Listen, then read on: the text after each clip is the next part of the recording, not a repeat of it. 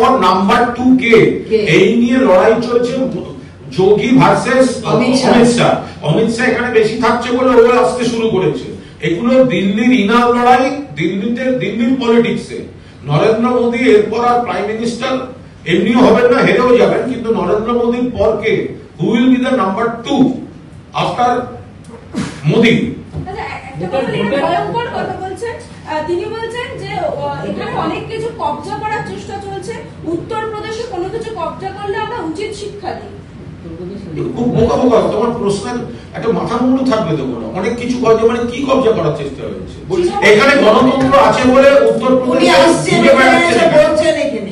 উনি আছেন, বিবেকানন্দ সুভাষচন্দ্র মিলিয়ে মিশিয়ে বলে দিচ্ছেন এখানে গণতন্ত্র আছে বলে, তাই জন্য এটা করতে পারছেন। তাছাড়া এমন ওই কি শিক্ষা দিয়েছেন না কি করে, জব্দ করে না কি করে দেয়, ওরকম করে দিত।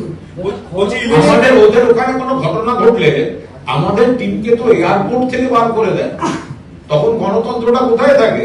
স্পটে যেতে দেন?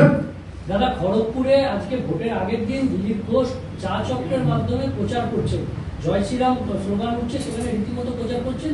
কমিশনে যদিও অভিযোগ কি বলবেন, ভোটের আগের দিন যেখানে বিধি রয়েছে, সেটা স্থানীয় যারা আছেন তারা যথাযথ কমপ্লেন করছেন।